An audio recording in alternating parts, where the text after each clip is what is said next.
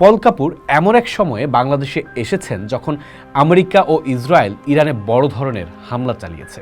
স্বাভাবিকভাবেই প্রশ্ন ওঠে, এই সফর এই সময়ে কেন? আন্তর্জাতিক বিশেষজ্ঞরা বলছেন এই সফরের মূল লক্ষ্য হিসাবে কৌশলগত সম্পর্ক জোরদার বলা হলেও যুদ্ধের এই উত্তপ্ত সময়ে এশিয়া অঞ্চলে মিত্রদের সংহতি নিশ্চিত করা এবং নিজেদের প্রভাব বজায় রাখাই তার প্রধান উদ্দেশ্য হতে পারে। 5 ফেব্রুয়ারি আলো ঝলমলে সকালে নীল পাঞ্জাবি পরে বেশ হাসি খুশি নির্ভার ভঙ্গিতে ফুলের শ্রদ্ধা জানাতে শহীদ রাষ্ট্রপতি জিয়াউর রহমান এবং সাবেক প্রধানমন্ত্রী বেগম খালেদা জিয়ার কবরে গিয়েছিলেন যুক্তরাষ্ট্রের দক্ষিণ ও মধ্য এশিয়া বিষয়ক অ্যাসিস্ট্যান্ট সেক্রেটারি পল কাপুর। প্রথমবারের মতো কোনো মার্কিন শীর্ষ কূটনীতিক এখানে আসলেন। কূটনৈতিক সূত্র বলছে, যুক্তরাষ্ট্রের প্রেসিডেন্ট ডোনাল্ড ট্রাম্প দ্বিতীয় মেয়াদে ক্ষমতায় আসার পর বাংলাদেশে এটিই তার প্রশাসনের উচ্চ পর্যায়ের সফর। এছাড়া ত্রয়োদশ জাতীয় সংসদ নির্বাচনের পর নবগঠিত বিএনপি সরকারের আমলে এটি মার্কিন প্রশাসনের উচ্চ পর্যায়ের প্রথম সফর। এই সফরে তিনি বাংলাদেশের বড় রাজনৈতিক দলের উচ্চ পর্যায়ের নেতাদের সাথে দেখা করেছেন। বাংলাদেশের নতুন পররাষ্ট্রমন্ত্রী ডক্টর খলিলুর রহমানের সাথে বৈঠকে বাংলাদেশের সাম্প্রতিক নির্বাচন নিয়ে সন্তোষ প্রকাশ করেন তিনি। দ্বিপাক্ষিক কৌশলগত সম্পর্ক জোরদার এবং বাণিজ্য চুক্তির বাস্তবায়ন নিয়েও আলোচনা হয়েছে। জামায়াতের একটি প্রতিনিধি দলের সঙ্গে বৈঠকে যুক্তরাষ্ট্রের সাথে স্বাক্ষরিত বাণিজ্য চুক্তিটি পর্যালোচনার বিষয়ে আলাপ হয় বলে জানা গেছে। পল কাপুর এমন এক সময়ে বাংলাদেশে এসেছেন যখন আমেরিকা ও ইসরায়েল ইরানে বড় ধরনের হামলা চালিয়েছে। স্বাভাবিকভাবেই প্রশ্ন ওঠে, এই সফর এই সময়ে কেন? আন্তর্জাতিক বিশেষজ্ঞরা বলছেন এই সফরের মূল লক্ষ্য হিসাবে কৌশলগত সম্পর্ক জোরদার বলা হলেও যুদ্ধের এই উত্তপ্ত সময়ে এশিয়া অঞ্চলে মিত্রদের সংহতি নিশ্চিত করা এবং নিজেদের প্রভাব বজায় রাখাই তার প্রধান উদ্দেশ্য হতে পারে। কিন্তু এই যুদ্ধের শুরুর দিকে অর্থাৎ ইসরায়েল ও আমেরিকা যখন ইরানের উপর আক্রমণ চালায় তখন বাংলাদেশ সরকারের পক্ষ থেকে একটি বিবৃতি দেওয়া হয়, যেখানে মধ্যপ্রাচ্যের সহিংসতা নিয়ে গভীর উদ্বেগ প্রকাশ করলেও সুনির্দিষ্টভাবে আমেরিকা বা ইসরায়েলের নাম উল্লেখ করে নিন্দা জানানো হয়নি। আন্তর্জাতিক বিশ্লেষক ও নেটিজেনরা অনেকে বলছেন এটা এক ধরনের গা বাঁচানো বিবৃতি।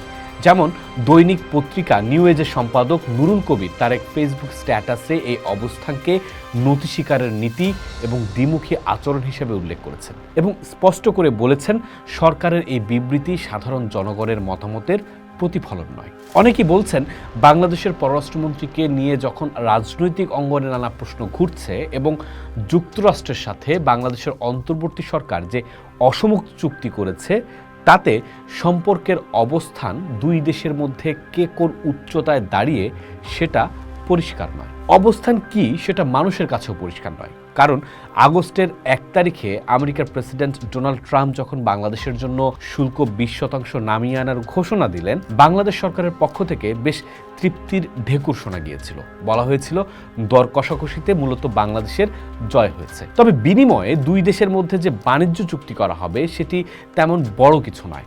সর্বশেষ এ মাসের 9 তারিখে চুক্তি স্বাক্ষর হলো। বিনিময়ে বাংলাদেশের পণ্যের ওপর শুল্ক আরও 1% কমে 19% নেমে আসলো। অনেকেই এটা ইন্টারিম সরকারের বিরাট জয় বললেও প্যাচটা ছিল আসলে অন্য জায়গায়। 6টা খণ্ডে 29টি ধারায় 200টির বেশি উপধারা আছে চুক্তিতে, সঙ্গে আছে 3টি সংযুক্তি। 32 পৃষ্ঠার চুক্তিতে আছে আমেরিকার তুলা কিনলে গার্মেন্টস পণ্যে ছাড় পাওয়া যাবে আর শুল্ক 1% কমিয়ে 19% করা হবে। এই একটি লাইন ছাড়া আর একটি ধারাও নেই যা কার্যত বাংলাদেশের পক্ষে গেছে। চুক্তি অনুযায়ী বাংলাদেশ আমেরিকা থেকে 14টি বোয়িং উড়োজাহাজ কিনবে, 15 বছরের জ্বালানি কিনবে, $1500 কোটি তৈরি পোশাক খাতের কাঁচামাল হিসেবে তুলা কিনবে, বছরে প্রায় $300 কোটি কৃষিপণ্য আমদানি করবে। টাকার অঙ্কে বেশ বড়সড় শোনানো এবং সংখ্যা নিয়ে বেশ হইচই হলেও এই চুক্তির সমস্যা মূলত অন্য জায়গায়। আমেরিকার পণ্যের জন্য আমদানি শুল্ক শূন্য করা, যুক্তরাষ্ট্র থেকে বাধ্যতামূলক পণ্য আমদানি করা, যুক্তরাষ্ট্রের সঙ্গে বাংলাদেশের নিরাপত্তা ব্যবস্থা খুলে দেয়া, তথ্য প্রযুক্তি খাতে অন্য কোনো দেশের সঙ্গে ব্যবসা করতে না পারা, দেশীয় প্রতিষ্ঠানকে ভর্তুকি দেওয়া বন্ধ করা সহ চুক্তির প্রায় প্রতিটি ধারায় যুক্তরাষ্ট্রের স্বার্থকে প্রাধান্য দেওয়া হচ্ছে।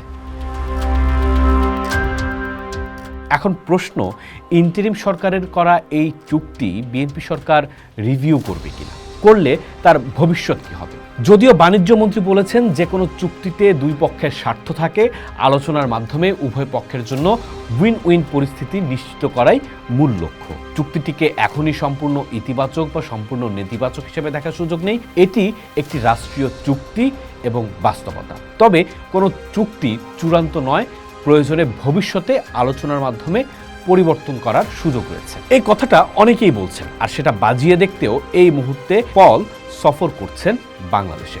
এছাড়াও এই মুহূর্তের মধ্যপ্রাচ্য যুদ্ধ অর্থনীতির জন্য এক অশনি সংকেত, কারণ এই যুদ্ধের উত্তাপ কেবল মধ্যপ্রাচ্যের মরুভূমিতেই সীমাবদ্ধ থাকবে না, এর আঁচ লাগবে বাংলাদেশের সাধারণ মানুষের রান্নাঘরেও। আক্রান্ত 7টি দেশের মধ্যে 6টিতেই আমাদের লাখ লাখ বাংলাদেশি কাজ করছেন, বছরে $15 বিলিয়ন রেমিটেন্স পাঠাচ্ছেন। মধ্যপ্রাচ্যের আকাশপথ রুদ্ধ হওয়ার অর্থ হলো রেমিটেন্সে বড় ধাক্কা।